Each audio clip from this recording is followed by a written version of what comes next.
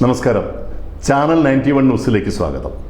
ഈ രാജ്യത്തെയും സംസ്ഥാനത്തെയും നിയമങ്ങൾ പാലിക്കുവാൻ നമ്മൾ ഏവരും ഒരുപോലെ ബാധ്യസ്ഥരാണ്.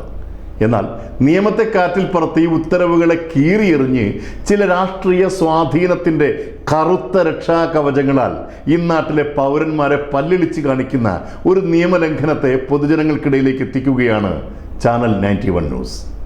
കൊച്ചിൻ കോർപ്പറേഷന്റെ വൈറ്റ്ല മേഖല ഓഫീസ് പാർക്കിംഗ് ഏരിയയിൽ സർവ്വനിയമങ്ങളെയും വെല്ലുവിളിച്ചൊരു പെട്ടിക്കട കച്ചവടം ഇപ്പോഴും പ്രവർത്തിക്കുന്നു. പെട്ടിക്കടയിലെ കച്ചവട ലാഭത്തിനേക്കാൾ ഇവിടുത്തെ ഉദ്യോഗസ്ഥരുടെ കൈക്കൂലിപ്പിരിവിൻ്റെ കേന്ദ്ര ഓഫീസാണിത്.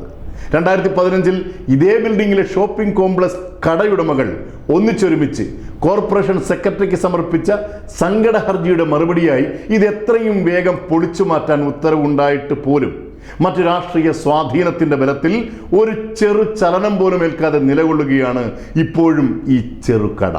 കോർപ്പറേഷൻ ഓഫീസുകൾക്ക് 50 മീറ്റർ അരികിലായി ഇത്തരം കച്ചവടങ്ങൾ പാടില്ല എന്ന നിയമം ഈ കടയ്ക്ക് മാത്രം എന്താണ് ബാധകമാകാത്തത്? വിവരാവകാശത്തിന് മറുപടിയായി ഇത് അനധികൃതമാണെന്നും പൊളിച്ചു മാറ്റപ്പെടേണ്ടതാണെന്നുമുള്ള സർക്കാർ ഉത്തരവുകൾ പലവട്ടം ഇറക്കിയിട്ടും അഹങ്കാരത്തിൻ്റെ അടയാളമായി ഈ കൈക്കൂലി കേന്ദ്രം ഇപ്പോഴും നിലനിൽക്കുന്നു.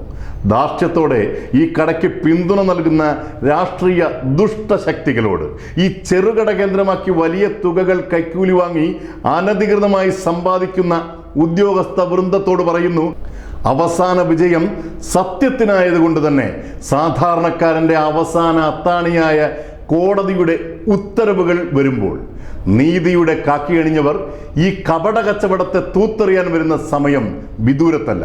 ഓർത്തിരിക്കുക. നന്ദി. News desk, channel 91.